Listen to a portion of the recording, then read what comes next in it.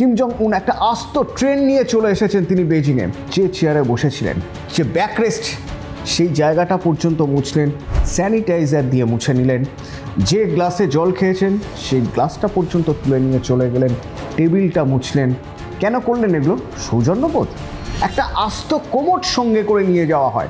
রাজাকে মারা যায়, রাজার দুর্বলতা ধরা যায়, তাহলে সেই দেশকে কবজা করা সোজা।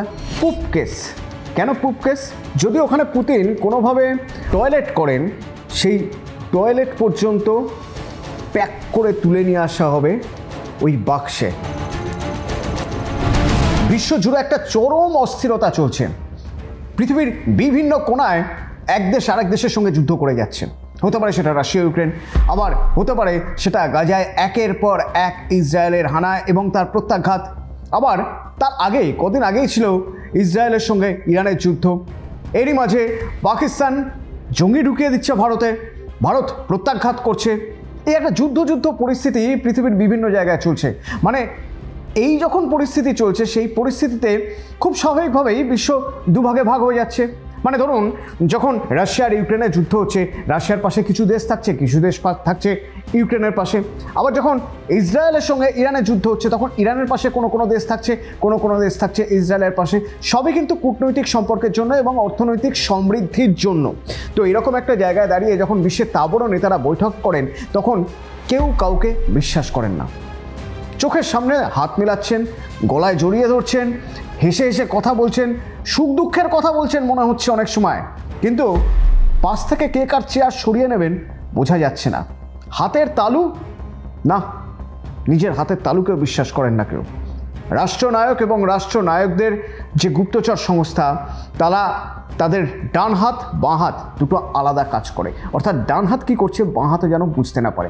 আসলে সবারই তো টার্গেট থাকে যে আগে যদি রাজাকে মারা যায়, রাজার দুর্বলতা ধরা যায়, তাহলে সেই দেশকে কবজা করা সোজা। আর সেই জন্যই তো যখনই কোনো রাষ্ট্রপ্রধান, সেই রাষ্ট্রপ্রধান অন্য কোনো দেশে যান, অন্য কোনো দেশের রাষ্ট্রপ্রধানের সঙ্গে বৈঠক করেন, কড়া সতর্কতা থাকে। এ তো ডোনাল্ড ট্রাম্প যে গাড়িতে বেরোন, সেই গাড়িটাকে বলা হয় দ্য বিস্ট। অর্থাৎ সেই গাড়িটা এমনই মারাত্মক যে গাড়ির আশপাশে কোনো রকমভাবে কিচ্ছু করা সম্ভব না। আপনি গুলি চালিয়ে দিন, আপনি মাইন রেখে দিন গাড়ির নিচে, আপনি স্যাটেলাইট থেকে কোনোভাবে অ্যাটাক করার চেষ্টা করুন, আপনি হ্যাক করে দিন পুরো জ্যামার দিয়ে গাড়ির যাবতীয় সব সিস্টেম, এসব কিছুই করতে পারবেন না। তার কারণ ওই গাড়ির মধ্যে যা যা রয়েছে তা বোধহয় একটা যুদ্ধ করার জন্য যথেষ্ট। অর্থাৎ কোনোভাবে শত্রুপক্ষের বাহিনীর মাঝখানে পড়ে গেলে ওই গাড়ির মধ্যে থাকা প্রেসিডেন্ট সেফ থাকবেন, গাড়ির কোনো ক্ষতি হবে না, যতক্ষণ না তার দেশের সৈন্যরা এসে তাকে সেখান থেকে উদ্ধার করে নিয়ে যাচ্ছেন। ঠিক এরকমই বিভিন্ন দেশের কাছে তাদের রাষ্ট্রপ্রধানদের বাঁচানোর জন্য নানা রকম অস্ত্র রয়েছে এবং গুপ্তচর সংস্থা রয়েছে। এই যেমন কিম জং উনের কথাই যদি বলা হয়, কিম জং উন একটা আস্ত ট্রেন নিয়ে চলে এসেছেন তিনি বেজিংয়ে। যে ট্রেন বুলেটপ্রুফ তো বটেই, বরং সেই ট্রেনটা স্পিড 60 কিলোমিটার প্রতি ঘন্টার বেশি হয় না। তার কারণ তার ভিতরে এমন সব জিনিস রয়েছে, একটা ট্যাঙ্ক পর্যন্ত নাকি তার মধ্যে রয়েছে, রকেট লঞ্চার রয়েছে। সেই ট্রেনে ছাড়া তিনি কোথাও যান না। তো এ তো গেল যখন কেউ যাওয়া আসা করবেন সেই সময়, কিন্তু যখন বৈঠক করবেন সে সময় তো অন্য দেশের গুপ্তচর সংস্থা চেষ্টা করবে ক্ষতি করার, বা অন্তত রাষ্ট্রপ্রধানের শারীরিক সিক্রেট জেনে নেওয়ার। সেখান থেকে বাঁচতে হবে। বাঁচার জন্য কি উপায়? বাঁচার উপায়ের একটা ছবি আমরা আপনাদের দেখিয়েছিলাম। সেই ছবি প্রসঙ্গে আসার আগে আপনাদের আরেকটা ছবির কথা বলি। এই যে বেজিংয়ে যখন পুতিনকে ডেকে আনা হয়েছে, জিনপিং পুতিনকে ডেকে এনেছেন এবং সেখানে কিম জং উন এসেছেন, উত্তর কোরিয়ার কিম জং উন, পুতিন এবং জিনপিং, এই মহাশক্তিধর তিন রাষ্ট্রপ্রধান তারা রয়েছেন। স্বাভাবিকভাবে বেজিং জুড়ে কড়া নিরাপত্তা। এরই মাঝখানে আবার ঘন্টা দেড়েকে একটা বৈঠক, যে বৈঠকে বসলেন পুতিন এবং কিম জং উন। মনে রাখবেন, একটি তৃতীয় দেশে, অর্থাৎ চায়নার মাটিতে।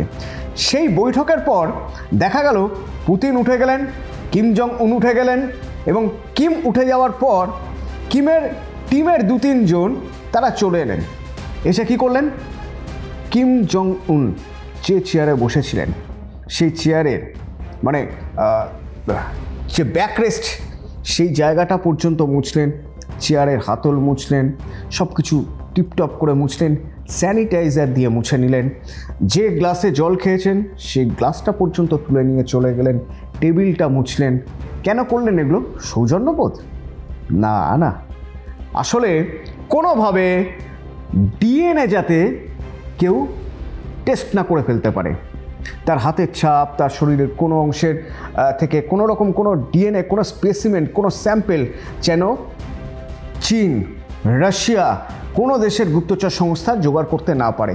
তার জন্য কিম জং উন যেখানে বসেছেন, সেখানে তার বসার পর তিনি যেখানে হাত রেখেছেন, তিনি যে চায়ের কাপ বা গ্লাস যেগুলো ধরেছেন, সেই সব কিছু স্যানিটাইজ করে নিয়ে চলে যাওয়া হয়েছে। কোনোভাবেই অন্য দেশকে সুযোগ দেওয়া যাবে না। যদি ওই ডিএনএ টেস্ট থেকে কোনোভাবে বোঝা যায় যে তার শরীরে কোথায় ভুল সমস্যা আছে, কি সমস্যা আছে, সমস্যা তো থাকতেই পারে একটা মানুষের, কারণ প্রত্যেকেরই বয়স হচ্ছে। আর রাষ্ট্রনায়কের সমস্যা যদি প্রতিবেশী রাষ্ট্র বা প্রতিপক্ষ কোনো রাষ্ট্র জেনে যায় তাহলে তো সর্বনাশ। যদিও কিম জং উনের সঙ্গে আরও একজন গিয়েছিলেন, যিনি সেকেন্ড ইন কমান্ড, কিম ইয়ো জং। এই কিম ইয়ো জং হচ্ছে কিম জং উনের বোন, যাকে তৈরি করা হয়েছে যে কিম জং উন যখন থাকবেন না সেই সময় তিনি রাষ্ট্র সামলাবেন। এবং হয়তো পৃথিবীর মধ্যে প্রথম এরকম কোনো স্বৈরতন্ত্র রাষ্ট্রের নেতা না হয়ে নেত্রী হবেন একজন। তো তার ক্ষেত্রেও সেই একই ব্যবস্থা। তিনি যাওয়ার পর তিনি যেখানে থেকেছেন, যেখানে বসেছেন, যেখানে রেস্ট নিয়েছেন, কথা বলেছেন, যা যা খেয়েছেন, যেখানে যেখানে হাত ঠেকিয়েছেন, সেই সব জায়গা স্যানিটাইজ করার জন্য একজন করে পিছন পিছন ঘুরে বেরিয়েছে। নিরাপত্তা, সবচেয়ে জরুরি নিরাপত্তা। এই নিরাপত্তার আরেকটা ছবি আপনাদের দেখিয়েছিলাম, বলেছিলাম না একটু আগে, সেটা হলো আলাস্কায় যখন ট্রাম্প আর পুতিন তারা বৈঠক করেন, তখন সেখানে ট্রাম্প তার সিকিউরিটি টিম নিয়ে গিয়েছেন, পুতিন তার সিকিউরিটি টিম নিয়ে গিয়েছেন। এই পুতিন যে সিকিউরিটি টিম নিয়ে গিয়েছেন তাদের হাতে নানা রকম সুটকেসের সঙ্গে ছিল একটা সুটকেস বা ছোট একটা বাক্স, যেটাকে তারা বলছিলেন পুপকেস। কেন পুপকেস? তার কারণ যদি ওখানে পুতিন কোনোভাবে টয়লেট করেন, সেই টয়লেট পর্যন্ত প্যাক করে তুলে নিয়ে আসা হবে ওই বাক্সে, যাতে সেখান থেকে কোনোভাবেই কেউ আঁচ করতে না পারেন প্রেসিডেন্ট পুতিনের শরীরে কোনো রোগ আছে কিনা, কী রোগ আছে, কোন মাত্রায় এখন কোন স্টেজে রয়েছে সেই রোগ, সেটা যাতে প্রতিপক্ষ কোনো দেশের কোনো গুপ্তচর সংস্থা না জানতে পারে। এই কিম জং উনের ক্ষেত্রেও কিন্তু এরকম একটা বক্স নিয়ে আসা হয়েছে। এবং আরও মারাত্মক হলো, পুতিনের ক্ষেত্রে তো একটা পুপ বক্স নিয়ে যাওয়া হয়েছিল, যাতে তার শরীর নিষ্কাশিত বর্জ্য আর তার টয়লেট সেগুলো সব তুলে নিয়ে আসা যায়। আর এর ক্ষেত্রে একটা আস্ত কোমোড সঙ্গে করে নিয়ে যাওয়া হয় যেখানেই তিনি যান। এই প্রথমবার বেজিংয়ের ক্ষেত্রে নয়, এর আগে হ্যানয়ে বা তার আগে বিভিন্ন জায়গায় বিভিন্ন রাষ্ট্রনায়কদের সঙ্গে যখন তিনি বৈঠক করতে গেছেন, তখন তার টিম একটা কোমোড পর্যন্ত সঙ্গে করে নিয়ে গেছেন এবং মেকশিফট টয়লেট বানানো হয় এবং সেই কোমোড আবার নিয়ে চলে যাওয়া হয় উত্তর কোরিয়ায়। অর্থাৎ কোনো রকম কোনো চিহ্ন রাখতে চান না যেখান থেকে কিম জং উনের শরীরের বা তার ডিএনএ সম্পর্কে কোনো রকম আঁচ বা আভাস পাওয়া যায়। আসলে এটাও এক ধরনের ওয়ারফেয়ার। আর সেই ওয়ারফেয়ারে যে যত উন্নত হবে, যে যত সতর্ক হবে, তারা ততটা এগিয়ে থাকবে।